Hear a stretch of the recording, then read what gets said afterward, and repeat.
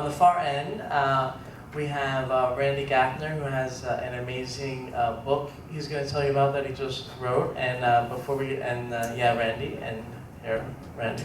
Oh, Randy's going to come to the center of it. Yeah. Great, Randy. Thank you, Lee. Great. Hi, my name is Randy Gafner, and I am a salsa dancer, and I'm also an author. I just recently released a book called Zen and the Art of Making a Morris Chair. This book will be released tomorrow as an ebook, free ebook download for everybody at the DC Bachata Congress.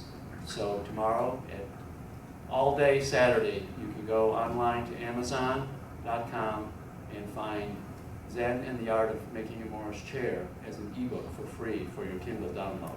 If you don't have a Kindle, you can get the apps to handle all of that, and you can read the book.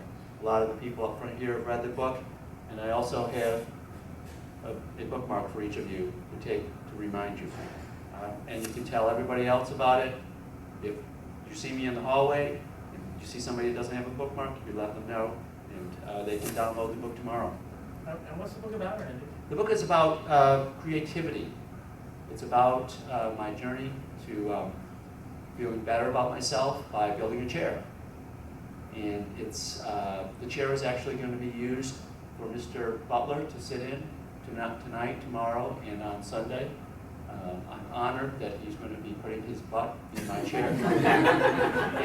and I've made my chair available so that he can sit in it. You're looking for something very comfortable, and I assure you it's very comfortable. Yeah. And you might even have a chance to sit in it yourself and have your picture taken with it. Yeah, Laura. So, what did you learn when you built the chair? What did I learn? Well, I cover those in five different chapters. One was about identity change. I became known as the person who makes the chairs instead of the person who didn't do that.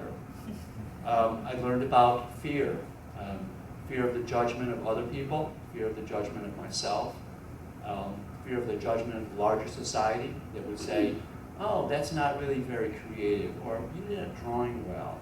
And then suddenly you don't feel good about that, and then you don't do that. Maybe you've had that experience. I talk about acceptance of imperfection. We all would like to do a really good job in what we do, but there's going to be imperfections in what we do. And one of the interesting things that I learned about this when I talked about other people about this is if someone comes to you and says, so is that chair perfect, or is the drawing that you're doing perfect? And you say yes, there's nothing more to say. But if the chair has got some imperfections, what can we talk about? We can talk about some of those imperfections, and sometimes that's where the story really is. I talk about belief. You have to believe in yourself. You have to believe in your project. You have to believe in what it is that you're doing that's really, really good. And I also talk about decision making. Making good choices, making bad choices, recovering from choices that you made that aren't so good or aren't working out. So that's all in 5 chapters. And so it's really, my little motto here is it's really not about the chair. This is not about how to build a chair. You don't need to worry about that. This is about how to be creative and how to encourage creativity in your life. Thank you, Lee.